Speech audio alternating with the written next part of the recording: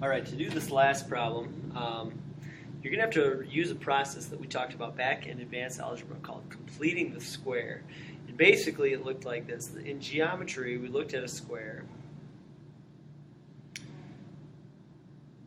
And we said if this is x and this is x, and I'll just make up a number, we'll call this 4 and this 4 right here. We tried to find the area of each rectangle or square for each one. So this whole thing is a square, and the area for this one is x by x, so I'm going to call this x squared. This one is 4 by x, so I'm going to call this 4x. And this is also 4 by x, so we're going to call this square 4x.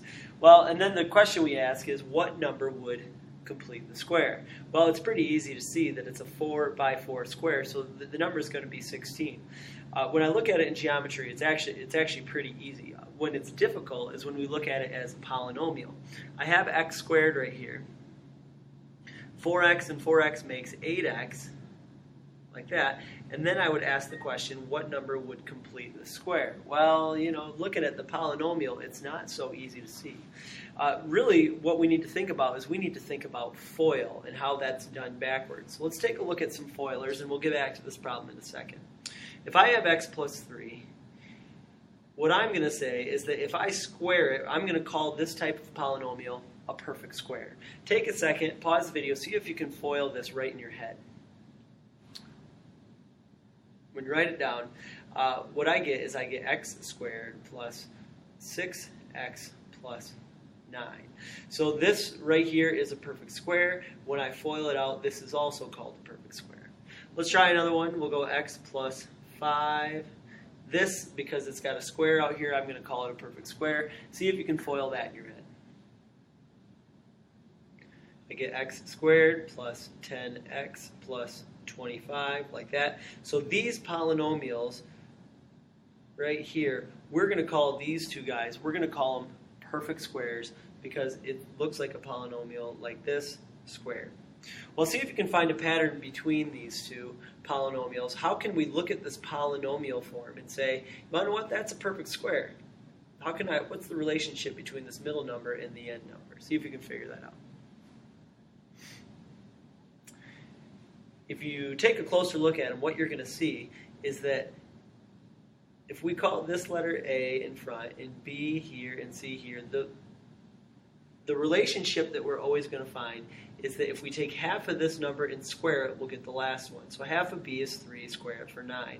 Here, if this is A, this is B, and this is C, half B is 5, square it for 25. So half B squared is our relationship. See if it holds up here. Half B is 4.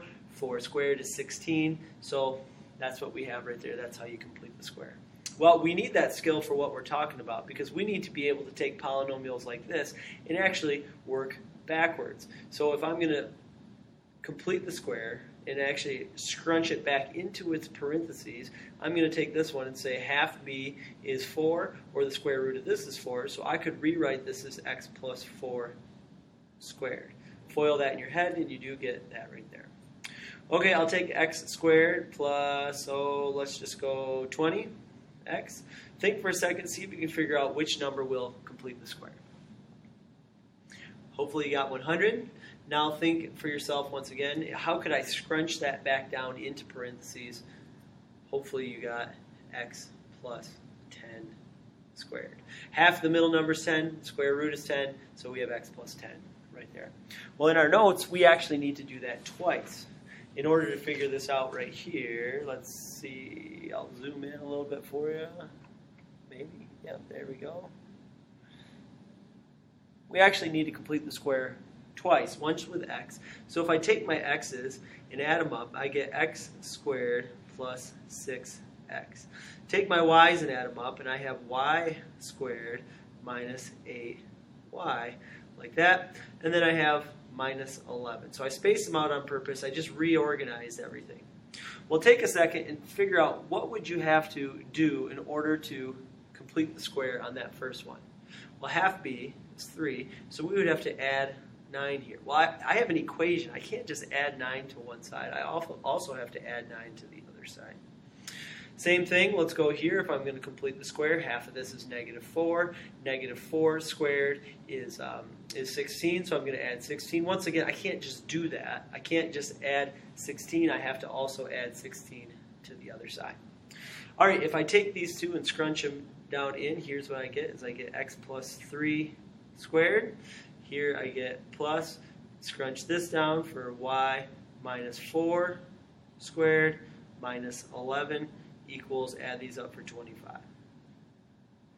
Last thing I'll do is I'll get this 11 over on the other side. So I have x plus 3 squared plus y minus 4 squared equals 36. Hopefully now, if we're trying to graph the circle, hopefully you can see the center is -3, +4, with a radius of 6. So we'll go -3, +4 is my center, and square root gives me a radius of 6, so I know it's going to be 6 in each direction. Down 4 right here, go over here, up to 9, back to 9 as well, and we have a circle that looks something like that. Hey, filled out, maybe you can get some extra credit on the test.